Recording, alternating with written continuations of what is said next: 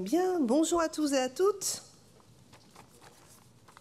Je suis ravie de vous accueillir en cette presque rentrée scolaire, enfin presque post-rentrée scolaire pour les élèves, post-rentrée pour les enseignants, enseignantes, pré-rentrée pour l'université, donc pile au bon moment pour avoir tout le monde disponible, pour discuter d'intelligence artificielle en éducation. Alors, l'enregistrement a démarré, au fait.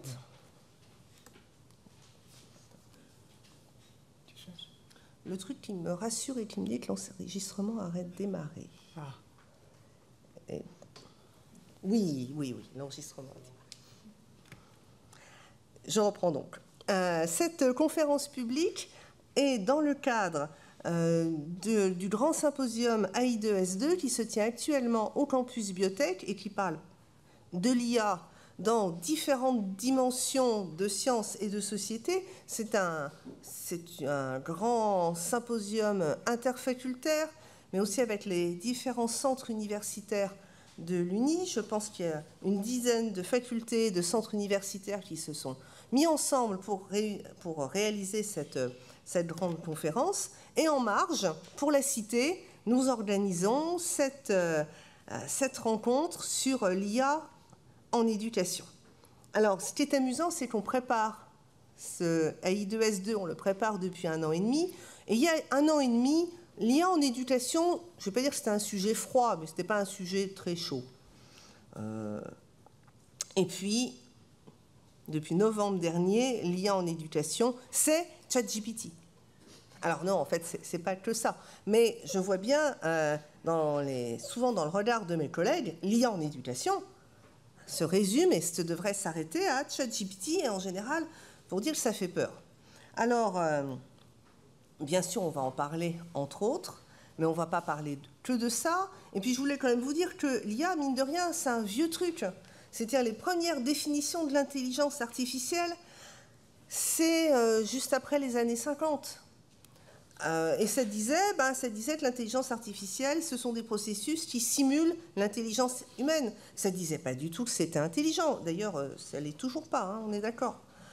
Mais évidemment, dans les années 50, on simulait quand même de très très loin.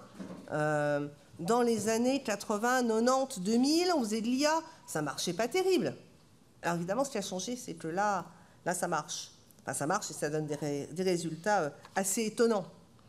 Et alors, l'IA, selon les divers commentaires, articles qu'on peut lire en ce moment, par exemple, le journal Le Monde en France, presque tous les jours, il sort un papier sur l'IA, ça aura des applications révolutionnaires à peu près partout, dans l'emploi et évidemment dans l'éducation. Alors, selon le bord sur lequel vous êtes, peut-être pour le meilleur, personnalisation de l'apprentissage, apprentissage adaptatif, soutien à l'évaluation, identification des apprenants à risque, ou pour le pire, alors le truc qu'on a le plus vécu là directement, c'est tricherie aux examens, perte des apprentissages fondamentaux, peut-être remplacement des enseignants par des IA interactives pour réduire les coûts.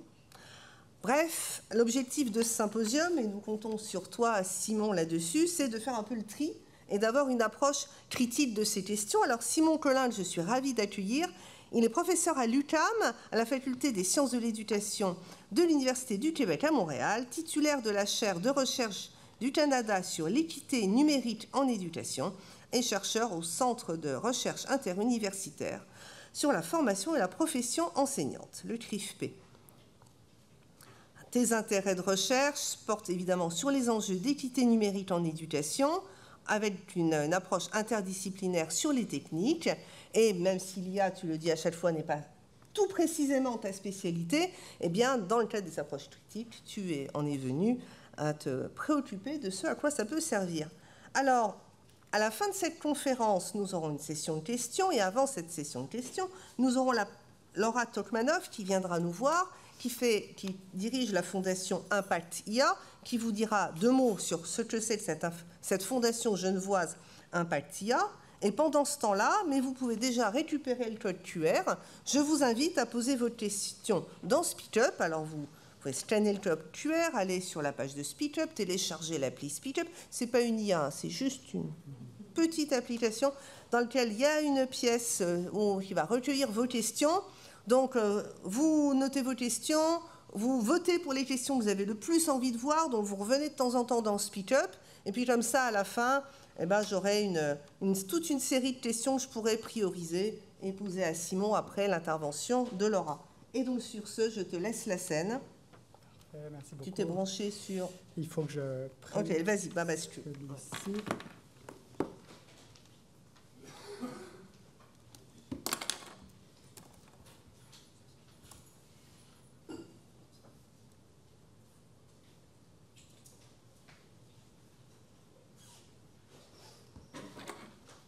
Parfait.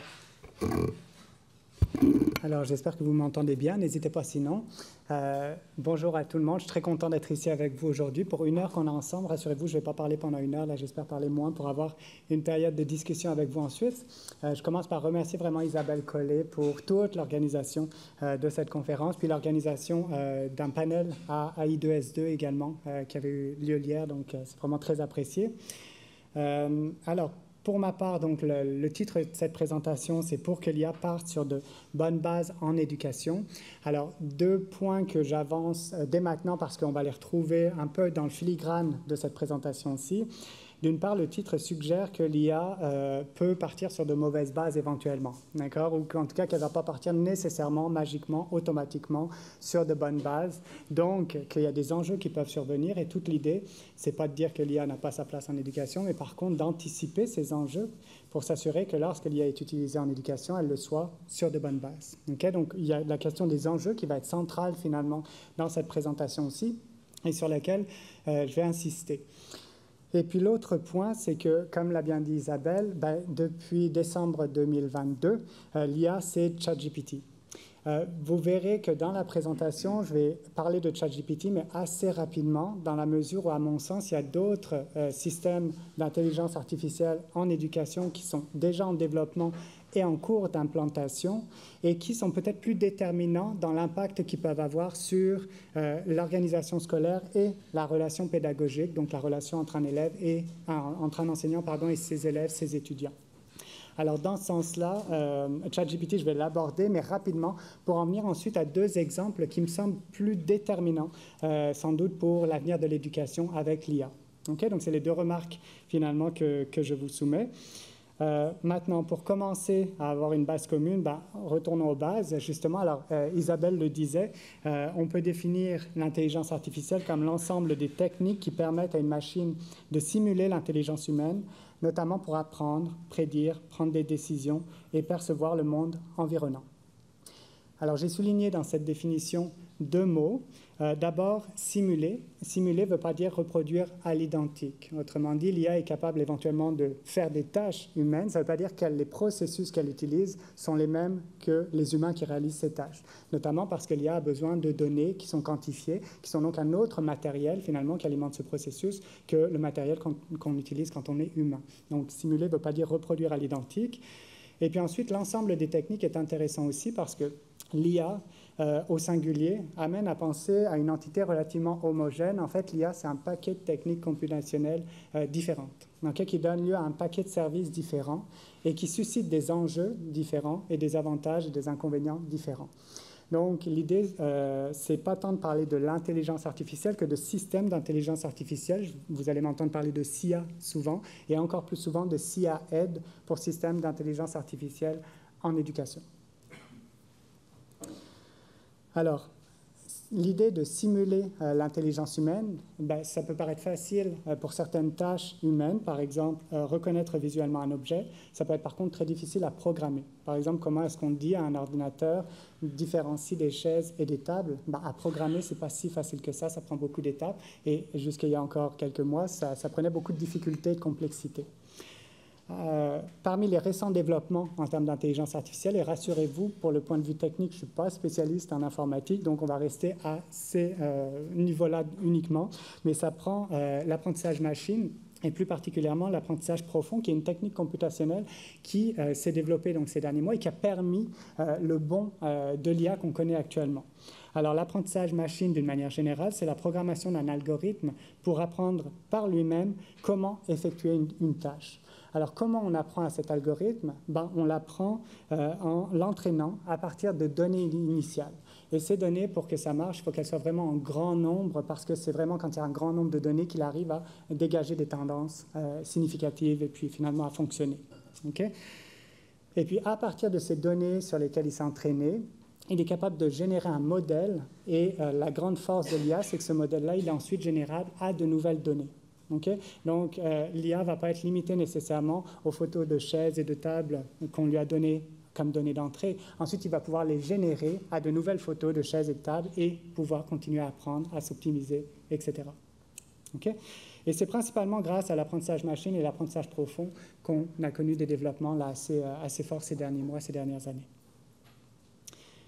Alors, l'étude des SIA-Ed en tant que telle, donc système d'intelligence artificielle en éducation, a effectivement commencé à partir des années 60, principalement par des chercheurs en informatique, vraiment dans des laboratoires davantage. Et puis à partir des années 1980-90, il y a vraiment la formalisation d'un champ d'études au croisement de l'IA et des sciences de l'éducation, notamment en fait des approches cognitives en sciences de l'éducation.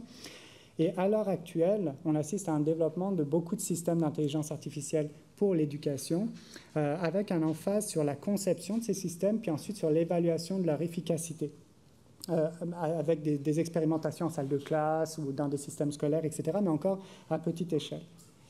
Pardon. Alors, parmi les systèmes d'intelligence artificielle qui sont en développement, on retrouve par exemple la détection précoce des enjeux d'échec et de décrochage scolaire. On retrouve la personnalisation et l'adaptation des parcours d'apprentissage en fonction du niveau de compétence des apprenants. On retrouve la suggestion de ressources pédagogiques adéquates, donc là encore en fonction du niveau par exemple des apprenants ou de la matière. La rétroaction automatisée et personnalisée aussi, notamment dans une perspective d'évaluation. Le monitorage de la progression des élèves sur des temps longs. La suggestion et le rappel automatisé des interventions pédagogiques à effectuer, etc., etc., etc. Il y a beaucoup de systèmes d'intelligence artificielle qui sont en développement présentement pour l'éducation. Alors, tout cela sont très intéressants, puis vous voyez qu'ils répondent à des besoins louables pour l'éducation. Par contre, la réflexion sur les enjeux que peuvent susciter ces systèmes d'intelligence artificielle a été moins poussée, moins dynamique. En tout cas, elle est à la remorque souvent du développement de ces outils-là. Autrement dit, on a tendance à ne pas accompagner le développement de ces outils d'une réflexion, notamment éthique et critique, sur ces outils. Et parce que la réflexion est un peu à la remorque, souvent quand elle surgit, c'est en réaction à des controverses qui sont posées par ces systèmes d'intelligence artificielle, controverses dues à des enjeux qu'on n'avait pas anticipés et qui surgissent soudainement dans l'espace public. Alors, un exemple assez récent et qui a bien été documenté, c'est pour ça que je le mentionne, c'est celui de l'algorithme A-Level aux États-Unis. Alors, Ofcal, qui est chargé de la certification là, des résultats des élèves, voulait en fait corriger une inflation ou une discontinuité éventuelle des notes chez les élèves parce que les élèves britanniques n'avaient pas pu suivre toutes les évaluations à cause de la pandémie. Donc, les résultats des élèves étaient un peu épars. Ofcal avait aussi peur que les enseignants soient trop compréhensifs vis-à-vis des élèves, bref, que les évaluations ne soient pas tout à fait fair-play et uniformes, en fait comparables d'un élève à un autre, d'une école à une autre, etc. Donc, ils se sont dit, bon, on va développer un algorithme qui va permettre de standardiser un peu, ou en tout cas de s'assurer que les notes sont comparables d'un élève à un autre et d'une école à une autre.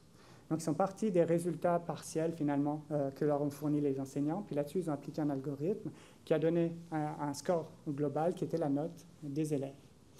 Dans le choix de conception de l'algorithme qu'ils ont fait, ils ont aussi donné une importance au milieu scolaire de l'élève. Okay? Or, les milieux scolaires sont plus ou moins performants, notamment s'ils sont plus ou moins défavorisés, favorisés, tout ça est lié. Ce qui fait que les scores globaux qui ont été produits, finalement, étaient discriminants à l'égard des élèves de milieux scolaires défavorisés et, en fait, reproduisaient, voire amplifiaient les inégalités scolaires existantes, notamment entre les écoles privées et les écoles publiques. 40% des élèves, finalement, avaient des notes qui étaient moins fortes que les résultats des enseignants. Et ça jouait particulièrement sur les milieux scolaires défavorisés. Ce qui fait que des élèves qui performaient bien dans des milieux défavorisés avaient tendance à être moins bien notés par l'algorithme. Par contre, des élèves qui performaient faiblement dans des milieux favorisés avaient tendance à être mieux notés par l'algorithme. Donc, au bout de 2 jours, ça a fait un tollé. Ofcal a dû retirer l'algorithme et considérer les résultats des enseignants. C'est un exemple de controverse suite à des enjeux qui n'ont pas été anticipés lors de la conception de l'algorithme. Et chaque solution impliquant l'intelligence artificielle peut potentiellement, ça peut que non, avoir des enjeux comme ça, d'où l'idée de les anticiper. Alors finalement, cette réflexion sur les enjeux que je vous propose, sa finalité, c'est d'accompagner le développement, l'implantation, l'usage des SIAED d'une réflexion éthique et critique.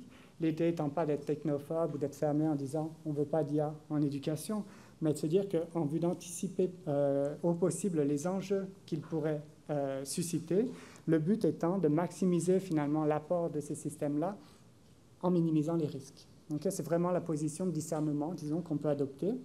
Souvent, lorsqu'on développe ou lorsque les équipes de conception développent les SIAED, on se dit comment est-ce qu'on peut techniquement, organisationnellement, développer l'algorithme. Ce qu'on propose avec une réflexion sur les enjeux, c'est d'accompagner cette première question-là, fort pertinente d'ailleurs, d'une autre, à savoir à quelles conditions est-ce souhaitable éducativement de développer un SIAED. Donc, c'est d'avoir ces deux réflexions finalement prises conjointement, simultanément.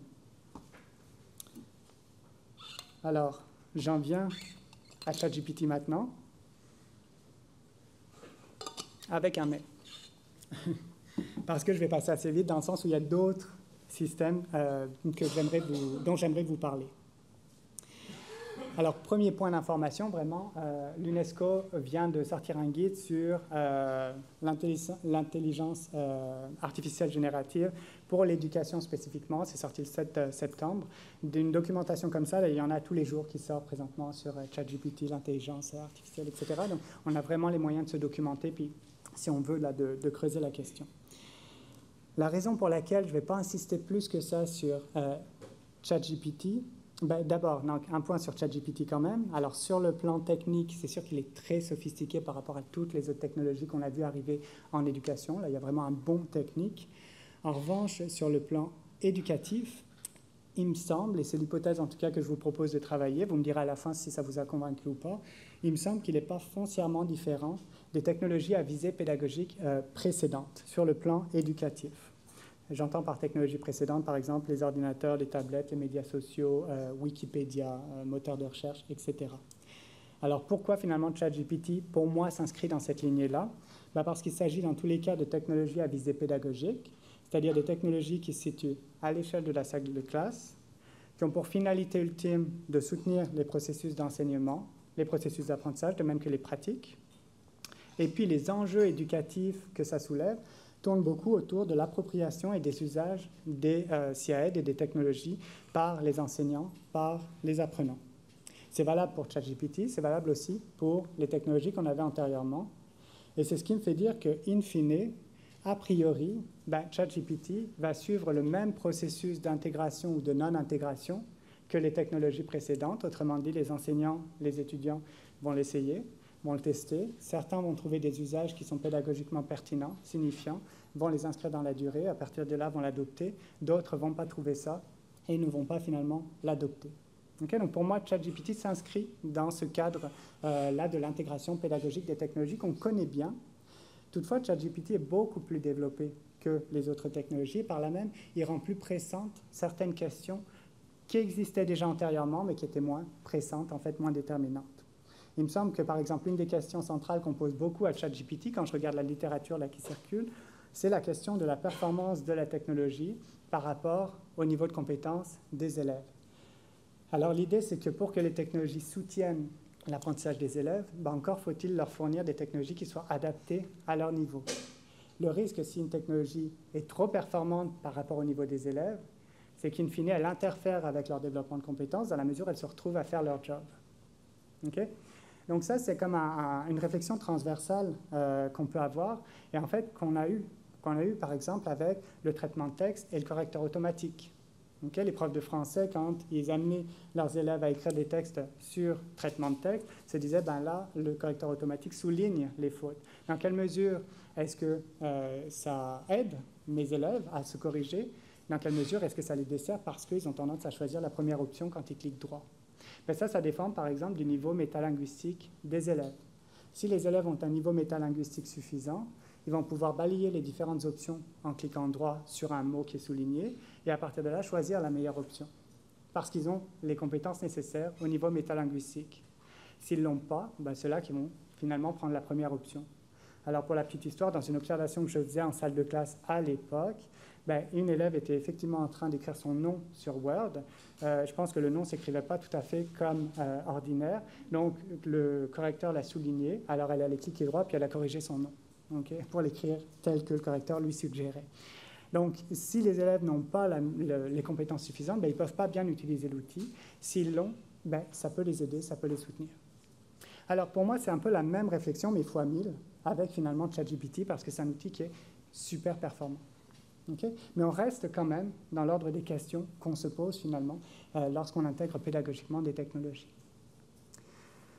Alors, à côté de ChatGPT, il y a d'autres technologies, des CAED, qui sont beaucoup plus discrets, qui sont moins visibles, dont on parle moins, mais qui me semblent avoir éventuellement des implications pédagogiques et scolaires quasiment plus profondes. Alors, je les ai appelés ici vraiment des CAED de gestion scolaire. Alors, on pourrait se dire des CAED de gestion scolaire, ce n'est pas comparable à des CAED à visée pédagogique comme ChatGPT. Non, c'est sûr, ils n'ont pas les mêmes fonctions, mais par contre, ils peuvent avoir des implications pédagogiques tout de même assez déterminantes. Alors, comment caractériser finalement ces CAED-là? C'est des CAED qui se situent à l'échelle du système scolaire et non plus tant de la salle de classe, qui soutiennent donc la gestion du système scolaire et leur unité d'analyse, si on veut, c'est plus tellement les usages, mais la donnée en tant que telle. Et tout ce que ça implique, à savoir la génération des données, ensuite la collecte, le traitement, l'interprétation des données, l'infrastructure que ça nécessite également au niveau technique, et enfin l'intervention humaine qui suit les données, parce qu'une fois qu'on a des résultats, encore faut-il en faire quelque chose concrètement. Et effectivement, alors ces deux exemples de CAED de gestion scolaire que j'aimerais vous présenter, et de mettre en avant notamment les implications pédagogiques qui sont cette fois-ci complètement hors de portée des acteurs de la salle de classe, les enseignants, les élèves, parce que ça se passe ailleurs, mais que ça a des retombées sur la salle de classe. Et les deux exemples que j'aimerais documenter, c'est d'abord un CAED de prédiction du risque de décrochage scolaire, et puis ensuite un CAED de mise en œuvre de politiques éducatives, le tout dans le contexte du Québec, parce que le Québec a entamé justement un virage autour de la valorisation des données. Donc on voit bien ce centrage sur les données et leur importance, qu'il a appelé donc l'intelligence numérique en éducation pour la réussite de nos élèves et un réseau plus efficace. Alors, avec ce plan-là, le ministère de l'Éducation est en train de développer différents systèmes d'intelligence artificielle plutôt à vocation scolaire, de gestion scolaire, dont justement un logiciel de prédiction de décrochage qui n'est pas encore généralisé. Il est en développement, il est en test. Et donc, toutes les remarques que je vais faire là sont des remarques vraiment à une échelle locale qui ne se transforment pas pour le moment en tendance générale, mais qui pourraient éventuellement. Mais on n'en est pas encore là. D'où l'idée quand même de réfléchir aux enjeux dès maintenant pour pouvoir intervenir, éventuellement modifier. Alors, le premier cas de figure, c'est effectivement ce CAED de prédiction de risque du décrochage scolaire. Alors, à noter que tous ces outils-là sont louables a priori. Les finalités sont louables absolument. C'est-à-dire que la finalité de ces algorithmes-là, c'est de pouvoir anticiper les élèves qui sont à risque de décrochage pour pouvoir prévenir le décrochage avant qu'il ne se produise. Alors, on est tous d'accord que c'est une finalité qui est louable, parce que ça nous permet effectivement d'intervenir avant que le décrochage se passe, sachant qu'avec le décrochage, une fois que c'est passé, très difficile de ramener l'élève dans l'école. Les enjeux dont je vais vous parler ne se situent pas au niveau des finalités, puis n'enlèvent rien au fait que ces finalités soient louables. Ils se situent plutôt, par contre, dans la mise en œuvre de l'algorithme et la poursuite de cette finalité-là. Et dans ce sens-là, tous les enjeux que je vais mentionner, vous allez voir que souvent, ils se situent vraiment dans le détail des algorithmes et que le diable est dans le détail dans ce cas-là. Alors, il y a plusieurs enjeux donc, qui découlent de la mise en œuvre de ces algorithmes de prédiction. Alors, le premier, c'est celui de la disponibilité des données. Je suis désolé, j'ai une fenêtre qui apparaît. Annulé. OK. Le premier se situe dans la disponibilité des données. Pourquoi? Parce que les CAED demandent une automatisation de la collecte et du traitement des données quantifiées. Excusez-moi encore. Donc, la première question qui se pose, c'est quelles données sont disponibles pour quantifier la prédiction du risque de décrochage? Okay, parce qu'on ne peut pas inventer des données, il faut partir de données quand même déjà là. Alors, par exemple, le ministère de l'Éducation du Québec, qu'on appelle le MEC, a un indicateur qui s'appelle taux de décrochage. Donc, on peut se dire, ça, c'est une donnée intéressante pour, justement, prédire le décrochage éventuel des élèves. Mais il définit le taux de décrochage de la manière suivante.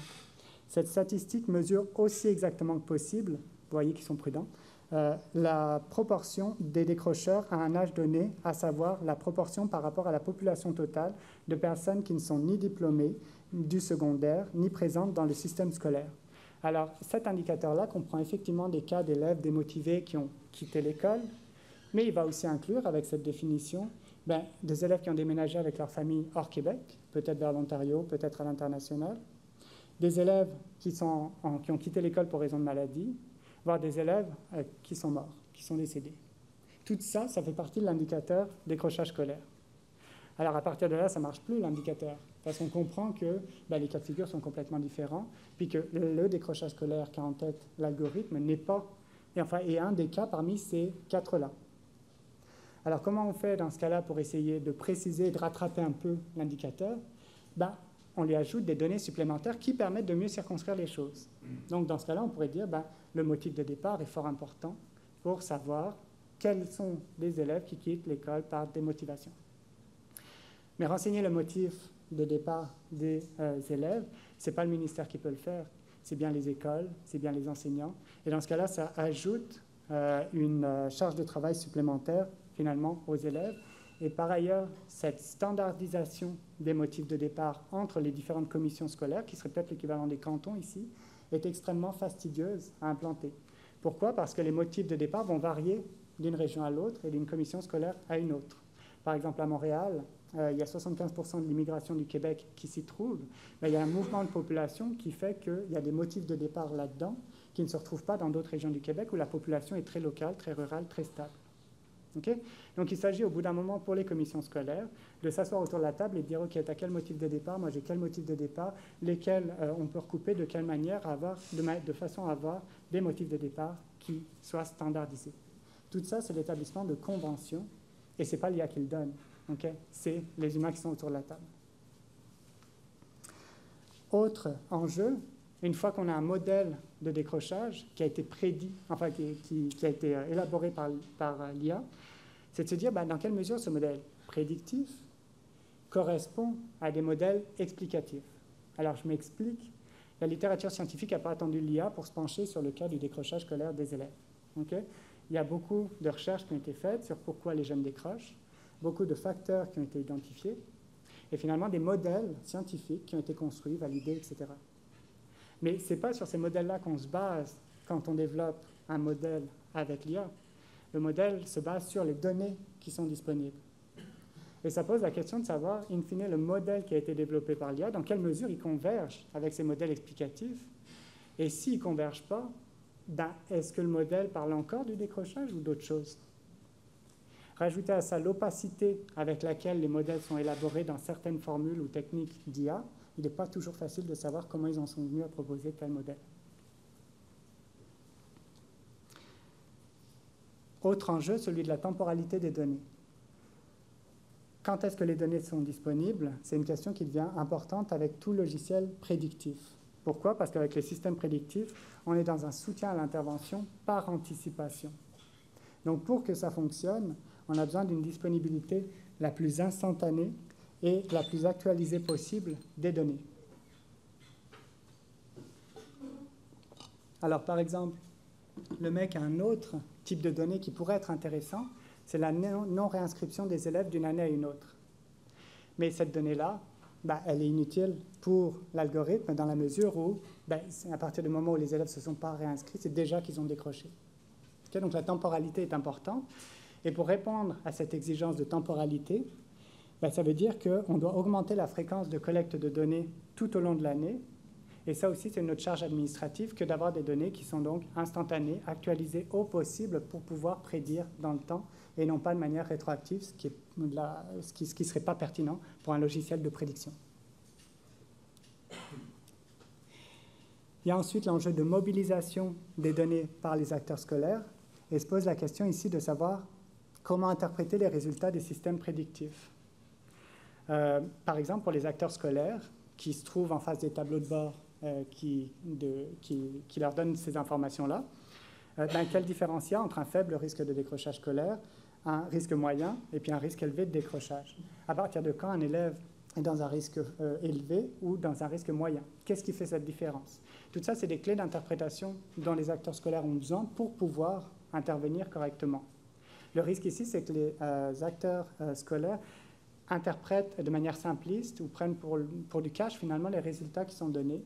Puis à partir du moment où des élèves sont à grand risque de décrochage scolaire, là, qui sortent vraiment toute l'artillerie de l'intervention, etc., tout de suite, parce qu'ils estiment que ça veut dire qu'il va décrocher demain, alors que dans les faits, ce n'est pas ça que ça veut dire.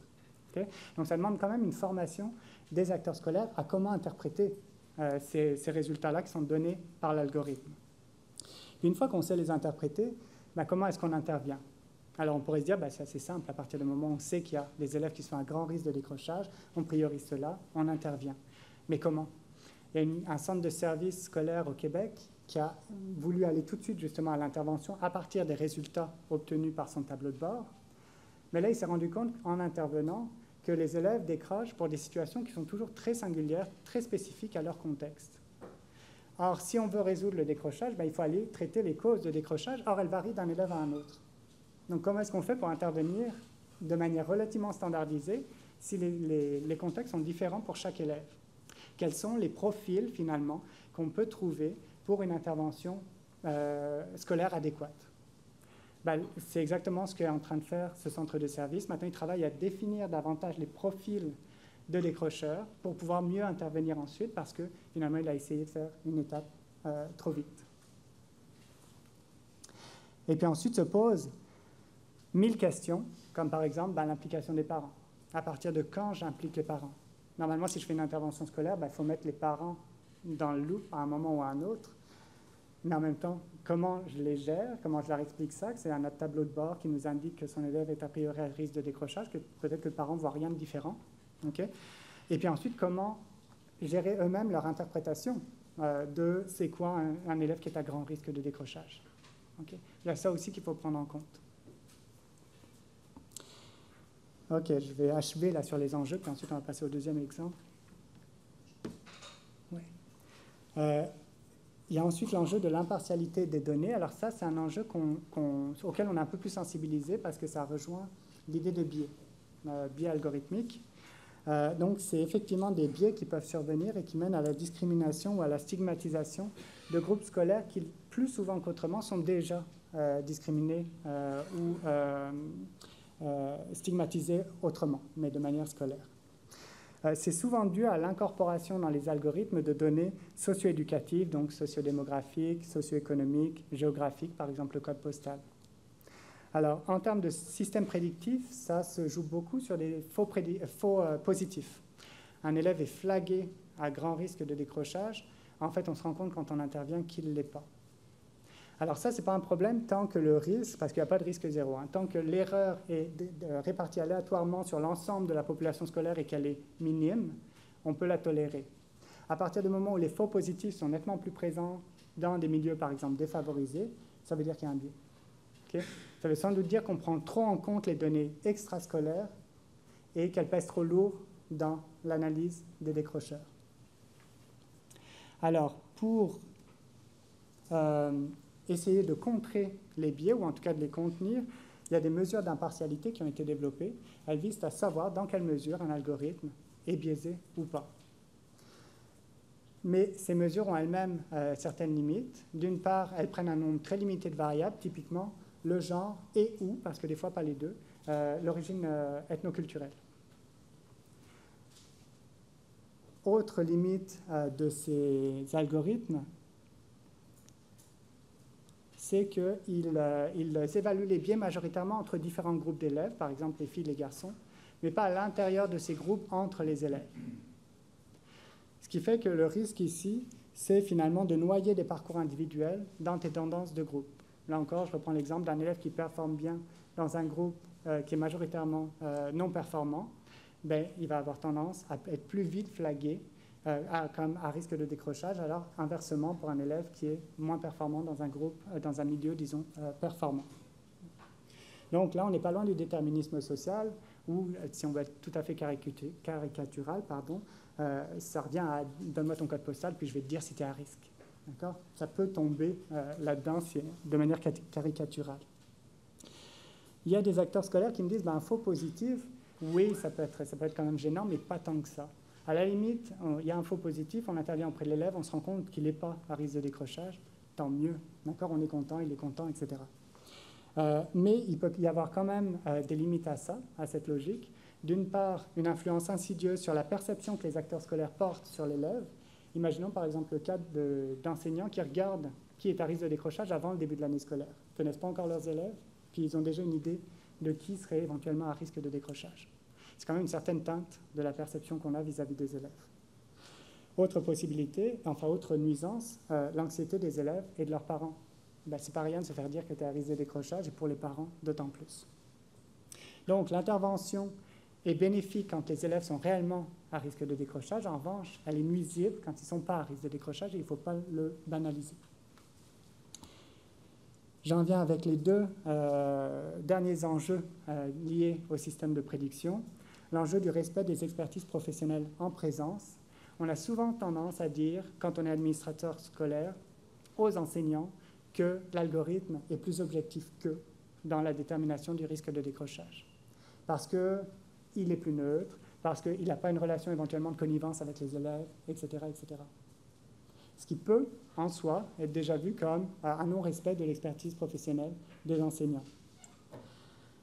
Donc, entre finalement le système prédictif, les administrateurs, les enseignants, qui est informateur, qui est décisionnaire, qui est exécutant, c'est des questions là à clarifier. Notamment, est-ce qu'on prend l'avis de l'algorithme comme déterminant pour l'intervention scolaire, c'est-à-dire qu'on déclenche une intervention scolaire à partir du moment où un élève est flagué à grand risque, ou bien est-ce que c'est une information qu'on utilise pour creuser davantage et vérifier, en tout cas se donner les moyens de savoir dans quelle mesure c'est le cas. Par ailleurs, quand on montre, toujours lié de manière indirecte au respect de l'expertise des enseignants, quand on montre ces logiciels-là aux enseignants, leur remarque pour certains d'entre eux, c'est de dire, mais au bout de quelques semaines, je sais déjà quels sont les élèves qui sont à décrochage, parce que je les ai devant moi, parce que je suis en interaction et que je vois très bien, finalement, où ils en sont individuellement. Donc, ce qu'ils mettent de l'avant, ce n'est pas tant qu'ils ont besoin d'un algorithme pour détecter le décrochage, c'est qu'ils auraient davantage besoin de plus de ressources pour pouvoir intervenir sur les élèves qu'ils estiment à risque de décrochage. Okay ? Et donc, finalement, ici, il y a non-respect dans la mesure où on utilise un système pour, finalement, un avis professionnel qu'ils ont et qui est sans doute plus informé. Et puis, finalement, un dernier enjeu très rapide, c'est celui du détournement possible des finalités initiales des systèmes prédictifs. On a ici un système qui détermine, dans une école ou dans une classe, combien il y a d'élèves à risque de décrochage. Bon, on attend le temps où un administrateur scolaire va avoir la bonne idée de l'utiliser pour classer les différentes écoles en termes de performance ou pour classer la performance des enseignants. Okay ? Donc ça, c'est des détournements possibles dont il faut se prémunir. Alors vous pourrez me dire, c'est quand même un peu exagéré qu'on en vienne là. L'autre exemple que je vais vous montrer, mais sur lequel je vais passer beaucoup plus rapidement, j'ai quelques diapositives seulement, c'est précisément un cas où le système finalement est utilisé et relativement détourné pour évaluer la performance des enseignants. Alors, ce deuxième cas de figure-là, c'est l'élaboration d'un CIAED de mise en œuvre de la politique de gestion axée sur les résultats au Québec.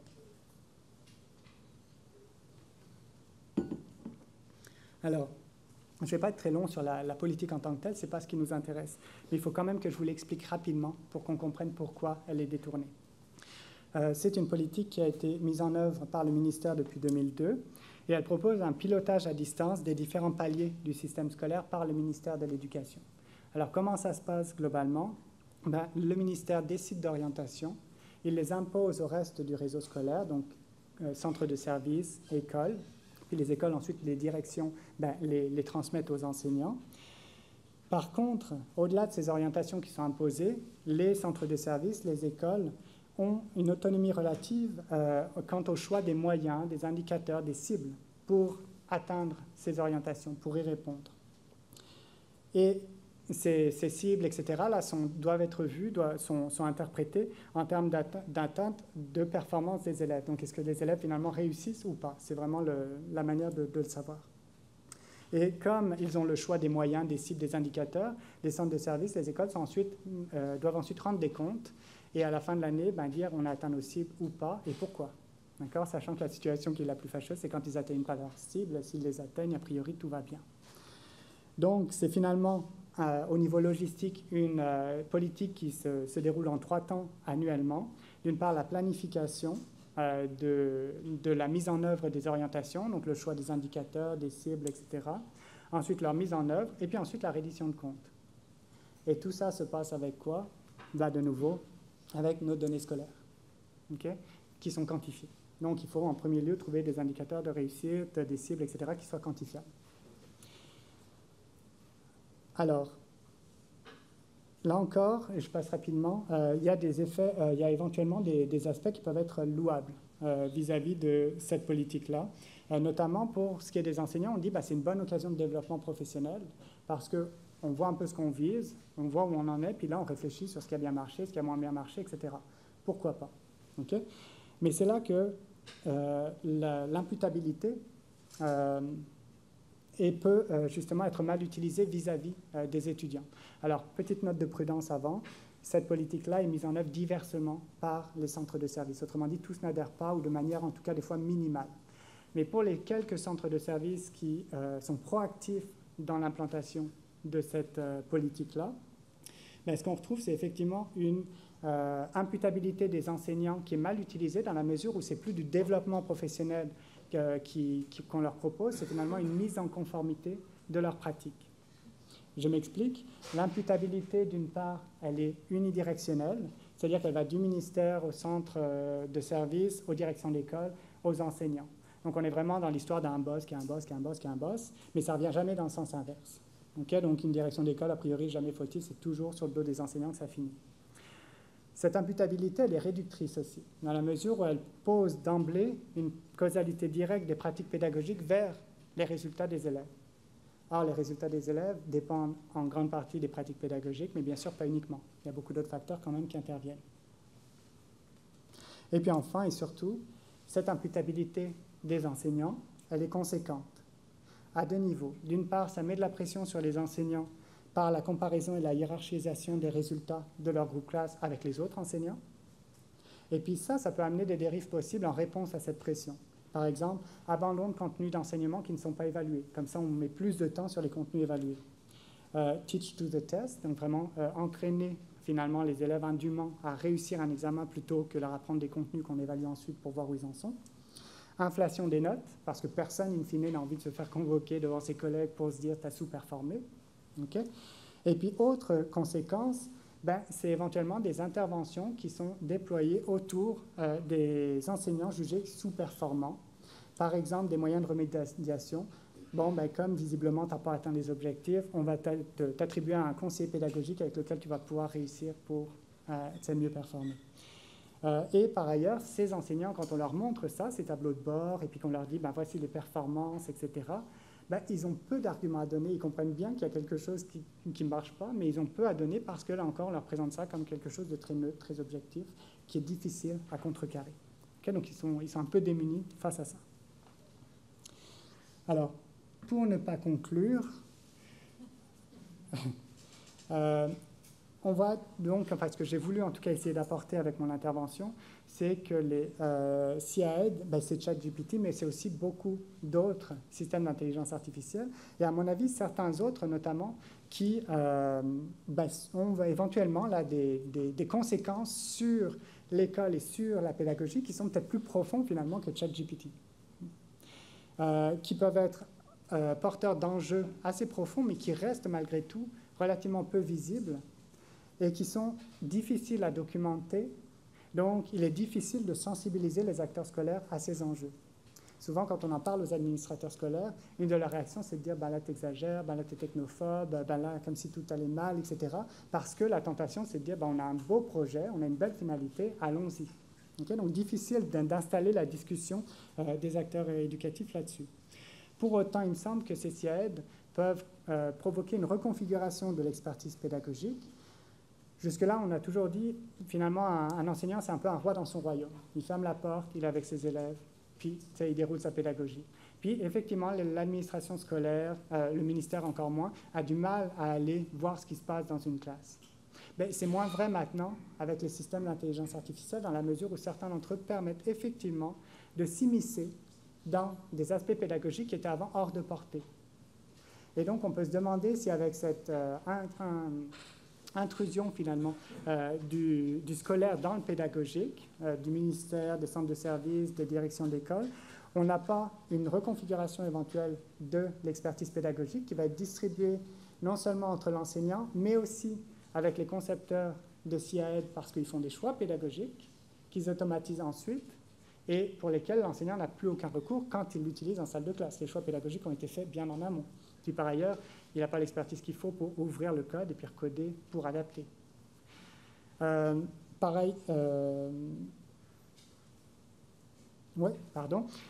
Et puis, par ailleurs, éclatement aussi de l'expertise pédagogique avec les administrateurs scolaires. Et dans ce sens-là, j'ai appelé ça des SIAED de gestion scolaire, mais en fait, c'est des SIAED de gestion scolaire et pédagogique, en tout cas de plus en plus, parce que les administrateurs scolaires, qui sont pourtant pas sur le front direct des élèves, peuvent de plus en plus avoir un regard pédagogique sur eux. Donc, une diminution éventuelle de l'autonomie et du jugement professionnel des enseignants, avec des choix pédagogiques qui sont d'une part diminués, dans la mesure où certains sont faits maintenant en dehors de leur portée, et puis pour les choix restants, plus de contrôle dessus. Et ça pose la question d'une déqualification éventuelle des enseignants, c'est-à-dire moins de prise finalement sur la pédagogie pour lesquels ils sont pourtant les mieux placés pour l'offrir. Alors, que faire? Et je termine là-dessus rapidement. D'emblée, ne pas être fataliste. Vous voyez que les enjeux sont relatifs à la mise en œuvre, mais qu'un système d'intelligence artificielle est ambivalent. Il peut évoluer dans une certaine direction ou une autre, dépendamment justement des acteurs et puis de leurs réflexions, de leurs valeurs, de leurs intérêts. Donc, le problème n'est pas tant au niveau des systèmes d'intelligence artificielle, mais plutôt de l'impulsion et puis de la qualité avec laquelle on les développe. Aller doucement aussi dans l'implantation de l'IA en éducation, se donner le temps de la compréhension d'une part, et le temps ensuite de la réflexion sur ces systèmes-là. Alors plus précisément, trois aspects, trois dimensions qui me semblent importantes. D'une part, s'assurer qu'on comprend, ou s'assurer que les SIAED soient intelligibles pour les acteurs scolaires. Donc d'une part, ça peut se faire par la sensibilisation des acteurs scolaires aux enjeux des SIAED, mais aussi et surtout par l'exigence auprès des équipes de conception d'explicabilité de leur SIAED. Explicabilité veut dire ici pouvoir parler en langage scolaire à des acteurs scolaires de comment fonctionne le SIAED, quels sont éventuellement les risques que ça peut donner, quels sont les choix qui ont été faits, etc., etc. Les équipes de conception en éducation doivent être capables de répondre de ça. Et tant qu'on ne comprend pas en tant qu'acteur scolaire, c'est peut-être un signe que l'équipe de conception n'a pas encore fait tout ce qu'elle avait à faire pour pédagogiser son système. D'autre part, ensuite, se donner les moyens d'évaluer au possible les SIAED, notamment en termes d'enjeux. Donc, dans quelle mesure ce SIAED est souhaitable, quels sont les enjeux qui l'accompagnent éventuellement. Il y a différentes formules pour ça. Dialogue délibératif, arbre décisionnel, critères d'acceptabilité éducative, etc. Ensuite, régulation politique des SIAED, qui peut être pas si compliquée que ça. La preuve, c'est ici l'initiative de l'Australie, qui a développé des standards pour l'évaluation finalement des technologies en éducation. Et chaque entreprise qui souhaite faire affaire avec des écoles doit passer par ce bureau-là, faire évaluer ces SIAED pour vérifier qu'il est conforme aux missions éducatives, qu'il est conforme aux enjeux de sécurité, éthique, etc. Okay? C'est une manière de réguler. Et puis finalement, plan d'intervention en cas de risque élevé ou d'accident. Provoqué par certains SIAED, c'est sûr qu'il faut être prêt à ce que ça arrive quand même, malgré toutes les précautions qu'on aurait apportées. Voilà, je vous remercie de votre attention, puis je pense que ça ouvre la période de discussion.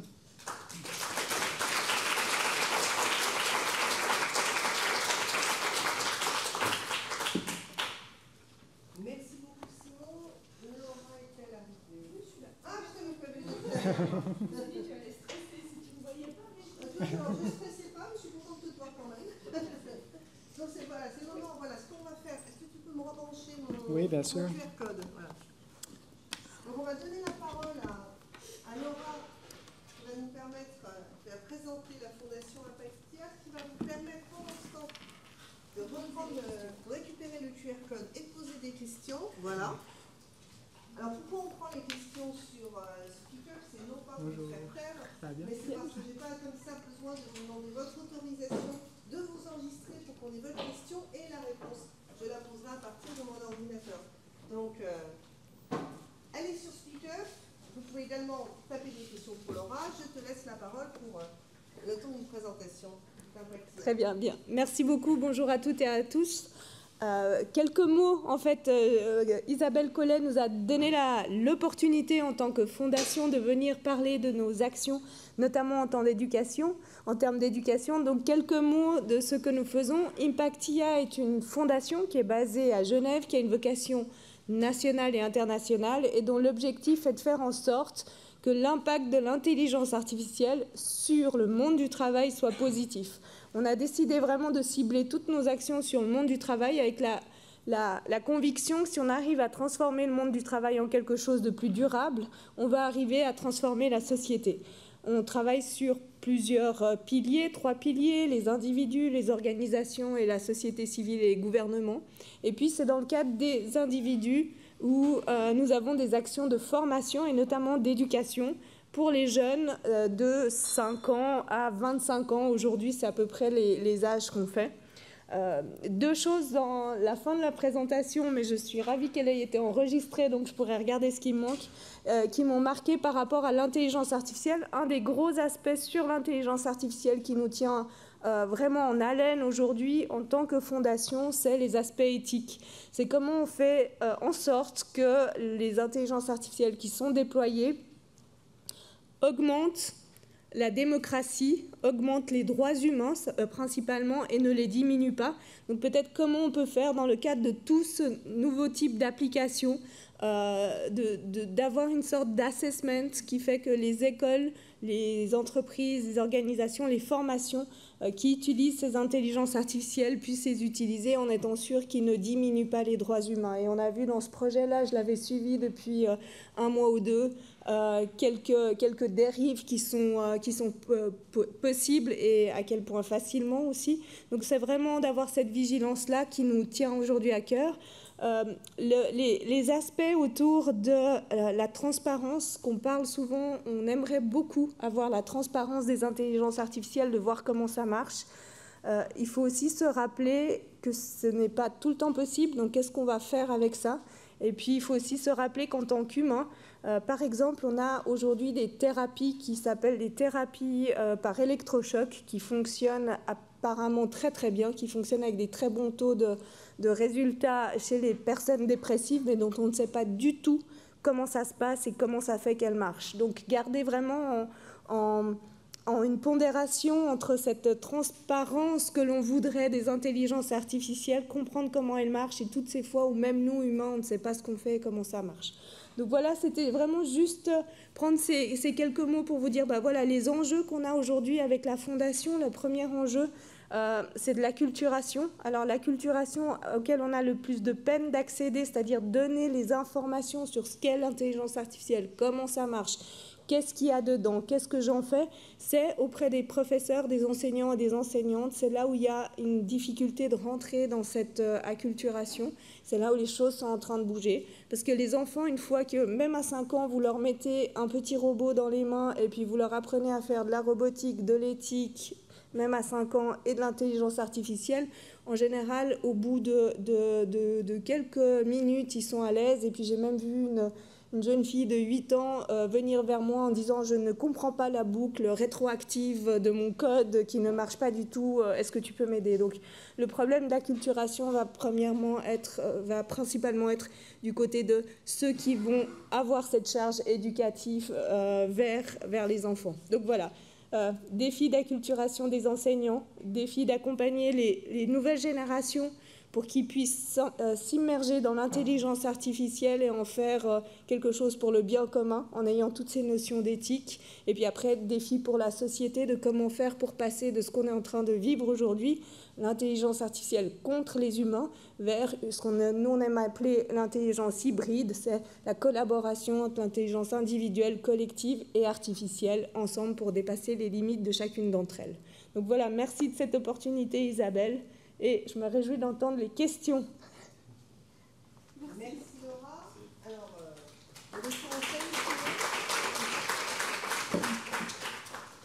alors j'ai un certain nombre évidemment de questions pour toi. Je vais détourner ce micro-ci. Je te laisserai détourner l'autre. Alors, donc non seulement vous pouvez poser des questions, mais vous pouvez voter sur les questions qui ont été posées. Donc je vais te poser celle qui a recueilli le plus de votes. Quelle est la plus-value d'une IA qui identifie les risques de décrochage, compte tenu de l'importance des ressources à investir pour qu'elle marche, en comparaison à une bonne collaboration d'équipes éducatives en institutions scolaires autour des situations individuelles? C'est ça, c'est exactement la question que se posent les enseignants. Attends, rapproche-toi bien. C'est ça, c'est exactement la réflexion donc, des enseignants souvent face à ces systèmes-là. L'avantage de l'IA quand même, c'est que ça permet de documenter ça sur des temps longs, notamment à travers les années scolaires, à travers les ordres d'enseignement éventuellement primaire, secondaire, etc., ce qui est souvent difficile à établir par les enseignants parce qu'ils interviennent sur une année. Donc ici, il y a quand même une plus-value, mais par contre, cette plus-value-là ne nécessite pas effectivement de donner à l'algorithme force de décision sur l'état d'un élève. Je pense que c'est davantage une documentation supplémentaire, complémentaire, en fait, sur lequel les enseignants, les équipes écoles, les parents peuvent établir des concertations ensuite. En premier lieu, vérifier où en est effectivement l'élève au-delà d'un portrait quantifié avec des données partielles, etc., que propose l'algorithme. Donc, ça peut être un point de réflexion, un point de documentation supplémentaire qui se passe sur un temps long, donc qui est généralement difficile à établir, mais c'est surtout le rôle qu'il faut lui attribuer en conséquence, à savoir pas un rôle décisionnaire, je pense. Et alors là, je vais me permettre de mettre mon grain de sel.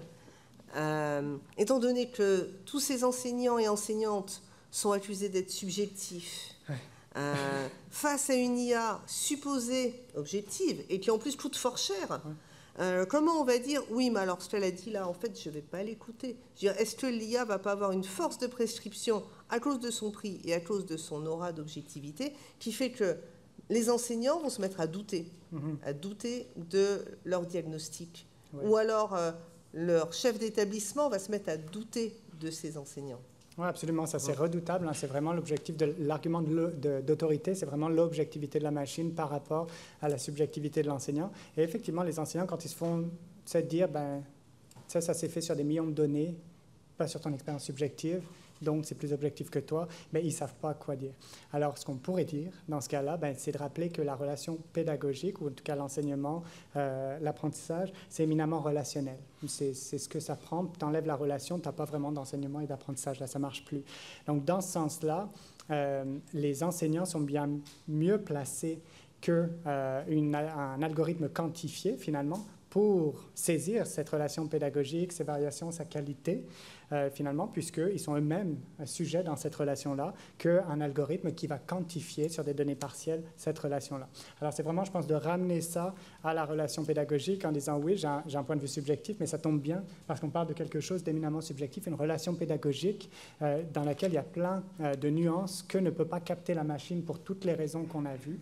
Mais pour ça, faut-il encore que les enseignants soient quand même sensibilisés justement aux enjeux et qu'ils puissent rétorquer à partir de ça. Et souvent, ce qui leur manque, c'est la compréhension des enjeux ou en tout cas de l'incomplétude des algorithmes parce qu'ils pensent eux aussi que c'est effectivement neutre, objectif, etc. Et c'est là qu'ils sont un peu bloqués dans leur réponse. Alors j'ai une deuxième question. Étant donné que l'IA se développe rapidement et impacte de nombreux métiers, pensez-vous qu'il serait nécessaire d'intégrer l'IA dans l'enseignement afin de répondre aux nouveaux besoins des employeurs de certains domaines, notamment les métiers liés à la finance et à la comptabilité qui sont déjà impactés par l'automatisation de certaines tâches? Comment digitaliser efficacement un cours de ce type afin de répondre aux besoins pédagogiques et aux besoins professionnels? Et d'ailleurs, ça me fait sourire parce que ça recroise une question qu'on avait hier au panel AI2, S2, est-ce qu'il va falloir former les enseignants à utiliser l'IA pour qu'ils utilisent l'IA en cours? Aussi un métier impacté. Ouais. C'est ça, effectivement, il y a une formation qu'il ne faut pas négliger. Peut-être le risque, ce serait par contre de former uniquement aux aspects techniques ou bien aux usages et pas aux implications sur le métier, je pense. Dans ce cas-là, on est tenté, par exemple, d'expliquer comment fonctionne l'IA, d'expliquer comment on peut l'utiliser. Par contre, ça ne donne pas plus finalement aux futurs professionnels la compréhension justement de l'incomplétude éventuellement de ces systèmes-là et donc de pouvoir comprendre leur rôle dans leur métier. Ça ne les amène pas à avoir une distance critique qui permet de voir comment elle peut efficacement intervenir dans la délégation de certaines tâches, fort bien, puis au contraire, comment elle ne devrait pas intervenir dans la délégation d'autres tâches pour lesquelles c'est vraiment un jugement humain qui est mieux placé. Donc je pense que ça peut intervenir dès la formation. Par contre, il faut voir quel contenu de formation on met et surtout pas s'arrêter à des aspects juste techniques ou usages. Il faut vraiment aller jusqu'aux implications. Et ça veut dire en premier lieu de reconnaître que l'intelligence artificielle est autant technique que sociale et politique. C'est-à-dire qu'elle est faite par des équipes de conception qui font des choix, qui sont des acteurs, qui ont certaines représentations de ce que c'est que la finance, de ce que c'est que l'éducation, etc. Et puis, c'est aussi fait avec des acteurs qui sont en prise avec plein de contraintes. Des contraintes financières, des contraintes interprofessionnelles, des contraintes tout ça. Donc, finalement, le produit qui en résulte n'est pas justement un produit objectif, neutre. Il est fait de toutes ces décisions qui ont été faites et c'est dans ce sens-là qu'il est toujours ambivalent. Il peut bien supporter certaines tâches, moins d'autres, et c'est ça que la formation, je pense, devrait comprendre. Alors, lié tout à fait avec cette question-là, c'est quelles sont les compétences en général liées à l'IA. De quelles compétences en général et liées à l'IA les élèves et d'autre part les enseignants, enseignantes vont avoir besoin pour préparer leur avenir? Parfait. C'est ça. Alors, dans la droite ligne de ça, former les enseignants puis les élèves, effectivement, je pense que ça prend, in fine, ultimement, une formation d'ordre éthique et critique vis-à-vis de l'IA, mais pour ça prend aussi une formation au départ technique, effectivement, comment fonctionne finalement l'IA. Là-dedans, il faut rester réaliste. Le but des enseignants, le but des élèves, ce n'est pas tous de devenir data scientist. Donc, je pense que sur le fonctionnement technique, il y a effectivement des balises à poser, mais il ne faut pas penser pour autant qu'on doit être informaticien là, pour comprendre vraiment comment fonctionne l'IA. Je pense qu'on peut s'arrêter à des niveaux beaucoup plus basiques, mais intéressants pour les élèves. Ensuite, comprendre ce qu'on peut en faire, comment est-ce qu'on peut les utiliser. Et ces deux niveaux-là, pour moi, sont des conditions pour arriver justement à des réflexions ensuite vraiment éthiques, critiques. Alors là, dans quel contexte c'est souhaitable, dans quel contexte c'est pas souhaitable. Et pour ça, on peut partir de technologies qui sont déjà en usage dans les systèmes scolaires, que les élèves voient passer, mais souvent qui ne prennent pas le temps d'analyser. Il y a des formules pédagogiques qui sont intéressantes, qui se développent petit à petit, comme les dialogues délibératifs que j'ai mentionnés très rapidement, dans lesquels on prend une technologie, si possible une technologie proche des élèves à l'école. Et là, on regarde un peu et on se pose des questions sur, finalement, cette technologie, elle est faite comment, elle fonctionne comment, elle sert à quoi. Et puis, ensuite, on a justement cette réflexion sur, à partir de ça, est-ce qu'elle est utile, est-ce que c'est souhaitable, quelles sont les conséquences, les implications, etc. Ça peut être des cas de figure très concrets, par exemple, une caméra qui est posée à l'entrée de l'école, okay? Un système de présence des élèves qui se fait automatiquement, un système de gestion des comportements dans lesquels les élèves sont flagués lorsqu'ils font une faute de comportement, puis au bout de 3 comportements inappropriés, ils sont convoqués chez la direction. Tous ces systèmes-là se prêtent bien, par exemple, à une réflexion avec les élèves et peuvent mener à des délibérations éthiques fort intéressantes. Alors, je pense avec les derniers exemples que tu viens de donner, qui peuvent sembler un peu angoissants peut-être par moment, on va pouvoir enquiller sur 2 questions qui vont vraiment ensemble. La première question, c'est, dans votre présentation, les risques et les biais sont bien plus importants que les avantages des SIAD. Faut-il s'alarmer? Comment vos propos sont-ils entendus par les décideurs concernés au Québec? Et je propose de la prendre ensemble avec une autre question. Vous avez évoqué la formation éthique en lien avec l'IA. Est-elle d'abord destinée aux profs ou aux personnes en charge de l'éducation? Et surtout, quel est le modèle politique derrière l'implantation de l'IA en éducation? C'est ça. Des très bonnes questions, vraiment. Alors, j'ai mis l'emphase sur les enjeux, effectivement, parce que les avantages, généralement, on les perçoit assez vite, notamment en termes de finalité, comme je le disais. Souvent, ça part d'une bonne idée, une idée qui est souhaitable pour l'éducation. Donc ça, c'est pas à remettre en cause. Et souvent, donc, on perçoit très vite en tant qu'acteur scolaire, et notamment en tant qu'administrateur scolaire, la plus-value éventuelle d'un système d'intelligence artificielle. Ça se fait très bien. Là, ça s'attrape quasiment. Ça n'a pas besoin de réfléchir 1000 ans pour voir ce que ça peut nous apporter. Là où la réflexion a tendance à choper, c'est vraiment sur les enjeux, parce qu'ils sont dans le creux de certains choix, dans le creux de certains développements. Et c'est pour ça que je mets, pour ma part, l'accent là-dessus, sachant qu'il y a beaucoup de chercheurs, puis que le monde scolaire, d'une manière générale, lui, est assez clair sur ce que ça pourrait apporter, sur le potentiel. Donc ça, c'est un biais volontaire de ma part que d'insister sur les enjeux pour essayer de contrebalancer un peu les avantages et puis essayer d'avoir un réflexe de lier les deux. Vraiment, il y a des avantages, c'est louable, il y a une finalité qui est bonne, mais quels sont les enjeux qui peuvent s'inviter? D'accord, c'est un peu pour ça que je mets l'accent sur les enjeux. Comment les propos sont reçus par les administrateurs scolaires? Ils sont mieux reçus par les enseignants. Souvent, les administrateurs scolaires voient ça comme une opportunité incroyable. Et effectivement, ils ont raison en termes de finalité. Puis comme je le disais, dès lors qu'on insiste un peu trop sur les enjeux, ça les refroidit et ils disent « il me semble que tu exagères un peu, il me semble que tu insistes beaucoup sur le négatif, là où ça pourrait vraiment faire un changement positif à l'éducation, etc. » La question n'est pas là. La question, c'est simplement dans la démarche d'implantation, d'avoir aussi une place pour les enjeux. Donc, les administrateurs scolaires sont moins réceptifs que les enseignants et pour cause, hein, eux, ils voient ça vraiment comme une avancée. D'autant plus qu'avec l'incursion, comme je le disais, dans le pédagogique que ça leur permet, eux, ils ont vraiment l'impression d'avoir une fenêtre qui s'ouvre sur la pédagogie de leurs enseignants et ils adorent ça. Et ils disent de leurs propos, j'ai jamais autant parlé de pédagogie que depuis qu'on est en train d'implanter ce système-là. Et quand ils pensent ça, ils pensent gestion pédagogique, ils ne pensent pas relation pédagogique telle que les élèves l'entendent. Okay? Donc, souvent, ils sont vraiment très preneurs de ça. C'est pour ça que quand tu arrives avec les enjeux, bon, un peu, tu casses l'enthousiasme. C'est pas toujours, ils ne sont pas toujours très ouverts. Et puis, l'autre raison, c'est que c'est souvent eux qui initient ces développements-là.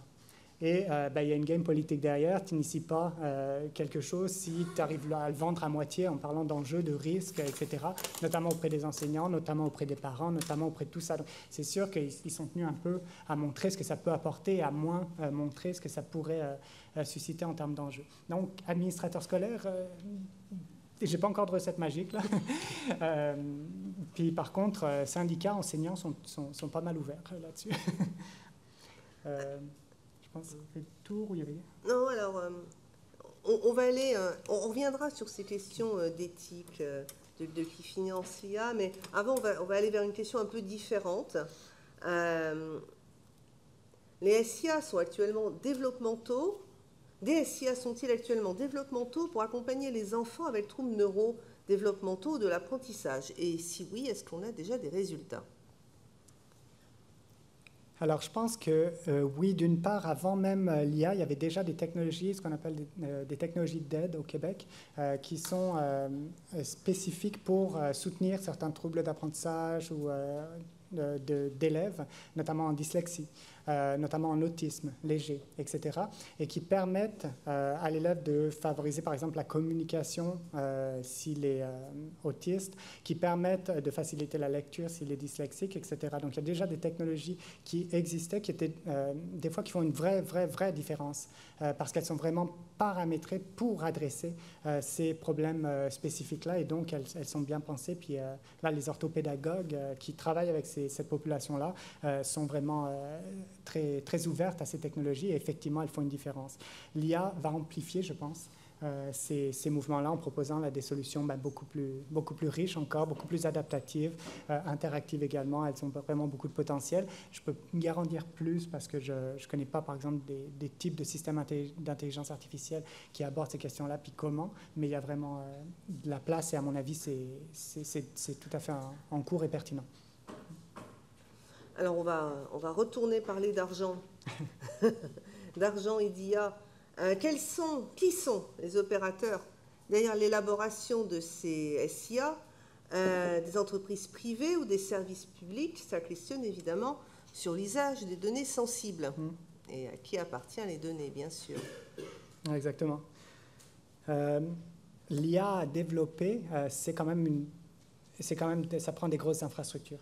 Et dans ce sens-là, bon, ben, je ne parle pas même des superordinateurs là, de OpenAI, etc. Là. Mais ça prend quand même des grosses infrastructures capables de gérer des grosses données, et donc ça prend des gros moyens. Souvent, les services publics, en tout cas l'éducation, ne l'a pas pour pouvoir développer ses propres solutions d'IA. Donc c'est davantage des entreprises EdTech qui vont s'en charger. Et c'est sûr que ces entreprises-là utilisent finalement des données scolaires et à partir de ce moment-là, modélisent des choses. Donc ça pose la question du respect de la vie privée des élèves notamment. Alors la GRIX, par exemple, que j'ai pris pour le décrochage scolaire, elle signe vraiment une convention avec le ministère, ayant beaucoup de clauses sur la sécurité des données, l'anonymat des données aussi, le cas des données proxy, c'est-à-dire certaines données sont anonymées, mais par d'autres données, on arrive finalement à réidentifier un élève ou un groupe d'élèves, etc. Donc, il y a des clauses comme ça qui sont prises par des conventions qui lient et puis qui sont imputables, vraiment. Mais ça pose quand même la question de tout ça. Ça pose aussi la question de la marchandisation de l'éducation, parce qu'à partir de là, la solution est payée en tout cas par l'éducation, mais elle est payée vis-à-vis d'un fournisseur externe qui, lui, fait de l'argent avec, en toute logique, en tout cas, parce que sinon, ils ne peuvent pas se développer. Et donc, après, ils ont une mainmise sur certains services scolaires et éducatifs qui sont très importants, mais qui, pour autant, ne sont pas pris en charge par l'école. Donc, il y a des enjeux là-dedans, effectivement. Alors, tu vas pouvoir faire une pause parce que j'ai une question pour Laura. Puisqu'on parle de sous, on te demande qui finance Impactia.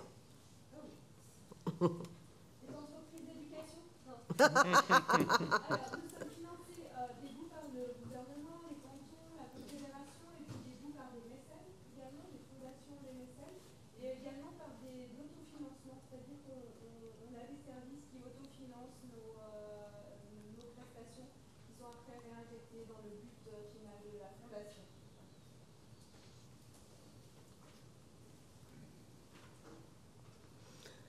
Alors, je pense que là, j'ai une question piège.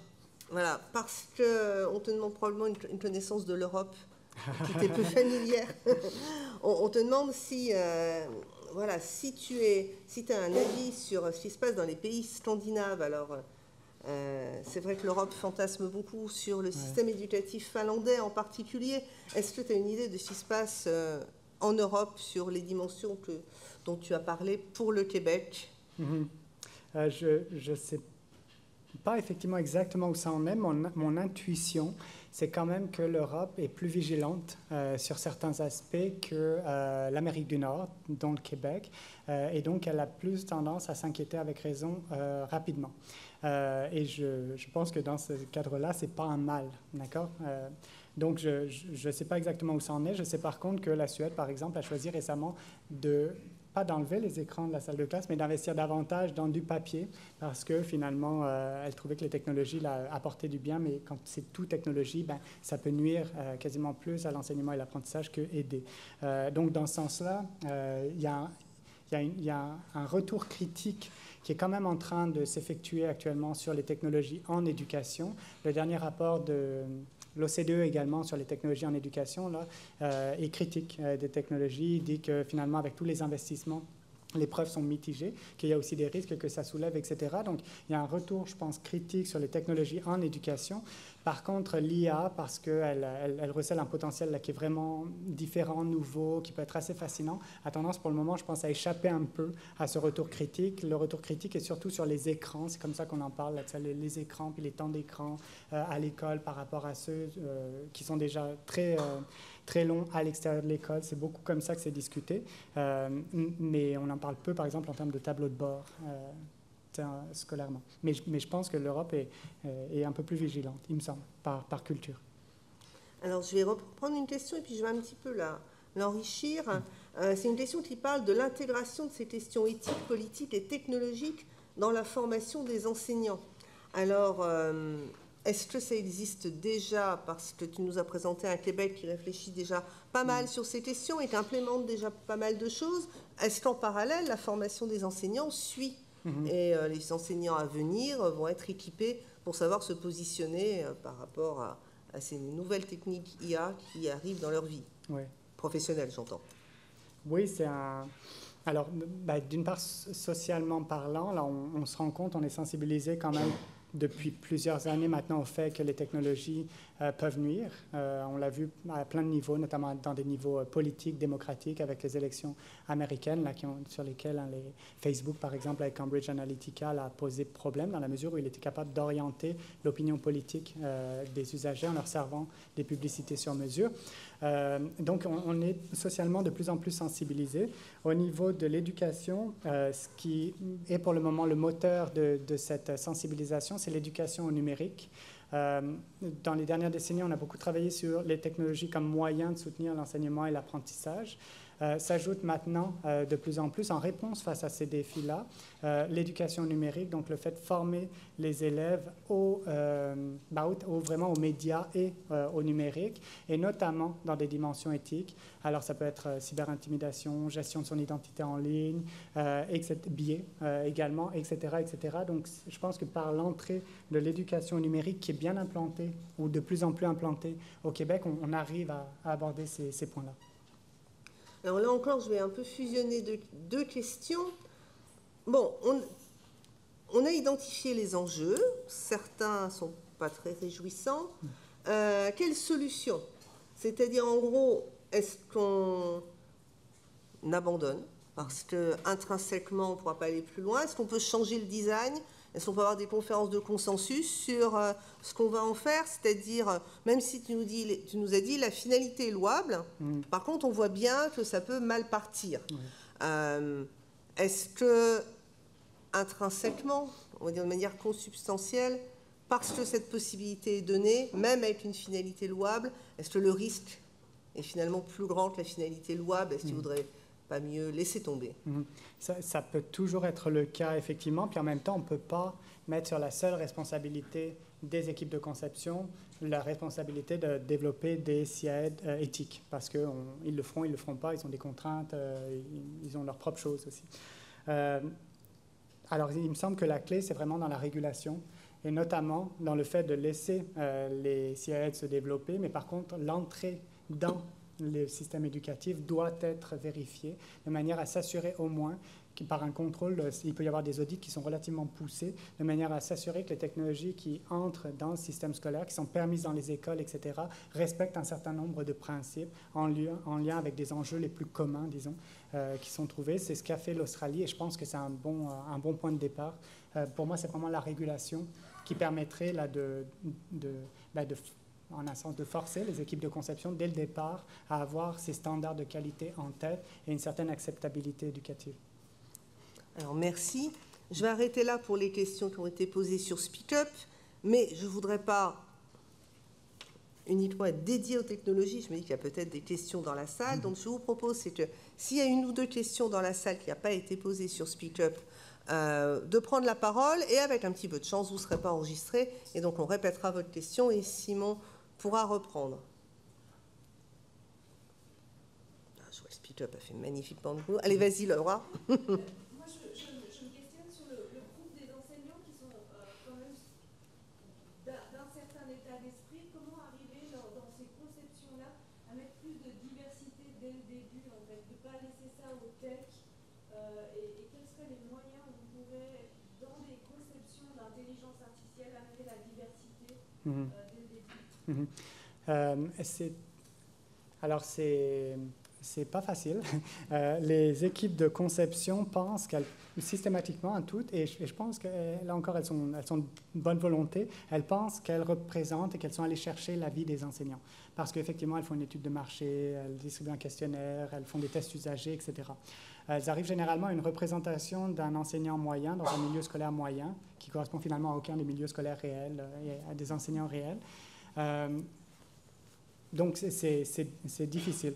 Par contre, au Québec, par exemple, l'industrie EdTech, comme on l'appelle, donc des technologies éducatives, est majoritairement composée de petites entreprises, généralement quelques personnes, quelques employés, et généralement conduites par quelqu'un qui était dans le milieu scolaire québécois et qui a décidé de développer une solution pour répondre à des préoccupations qu'il a eues quand il était professionnel. Ça, c'est un peu le cas de figure, disons, le plus propice, dans la mesure où on est à une échelle locale, dirigée par une équipe locale qui connaît le système d'éducation local. Alors, eux arrivent vraiment à profiler des technologies très intéressantes parce qu'ils sont en contact encore avec le milieu, parce qu'ils ont vécu dans ce milieu-là et parce que c'est leur expérience du milieu qui a suscité chez eux une expérience, enfin un besoin de développement d'une technologie éducative. Donc ça marche bien et tant mieux pour le Québec parce que c'est dans la majorité des cas le cas. C'est ça qu'on a. Et je pense que c'est ça qu'il faut finalement encourager. Le pire souvent, hein, c'est les grandes multinationales qui finalement vont produire des outils très standardisés dont les données vont être collectées ailleurs, par exemple qu'au Canada, donc qui ne vont pas être régis par les lois canadiennes. Et puis qui, généralement, sont assez malignes pour, dans leurs termes, jouer sur les mots. Par exemple, on ne collecte pas de données, mais on collecte des informations. Puis, dans ce cas-là, donc, ils arrivent finalement à récupérer les données pour en faire un usage marchand. Ça, c'est un peu le pire des cas, d'avoir des compagnies locales intégrées dans les milieux, c'est souvent ce qu'il y a de mieux. Et puis, d'une manière générale, c'est sûr que de partir des besoins du milieu scolaire, c'est souvent le point de départ des compagnies locales. Et dans ce cas-là, ils arrivent à faire des outils intéressants. Et c'est des outils spécialisés par ailleurs. Les outils généraux dans leurs usages sont souvent ceux qui sont le plus difficiles à intégrer par les enseignants. Alors, j'ai posé une question pénible. Parmi ces enseignants ou enseignantes de terrain qui font le mouvement et qui se mettent à penser à l'IA de manière locale, la fraction d'enseignants issus des Premières Nations et qui font ce mouvement, elle est de quelle taille? Il faut une loupe pour la repérer? Oui, à peu près. La communauté des autochtones, disons, est vraiment petite. Par contre, en décrochage scolaire, là, ils sont plutôt... Voilà, exactement. Alors, avec des systèmes de prédiction du décrochage qui flaguent tous les élèves autochtones rouges. Il n'y en a aucun là, qui, a priori, pourrait réussir scolairement d'après le système de prédiction. Et ça, c'est vraiment un problème de prise en compte de la diversité des milieux scolaires. Les milieux scolaires autochtones sont très différents pour beaucoup de raisons. Ils sont aussi défavorisés, en plus d'être culturellement différents. Et ça fait des choses que les algorithmes, souvent, ont bien du mal à comprendre. Parmi la mer de données dont ils ont, les données autochtones sont nécessairement très réduites. Alors, d'une part, ils les comprennent mal, ils sont très inexacts là-dessus. Et les entreprises en tant que telles autochtones, comme pour tout le reste, restent encore largement à développer. Le contraire m'aurait étonné. Il faut être réaliste. Est-ce que par hasard, il y a encore une autre question dans la salle?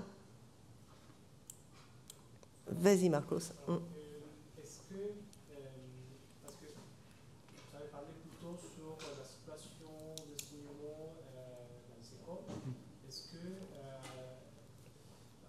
l'utilisation des intelligences artificielles au milieu universitaire, dans la situation d'enseignement des messages au milieu universitaire, il y a déjà des choses qui sont en train de se développer? Est-ce que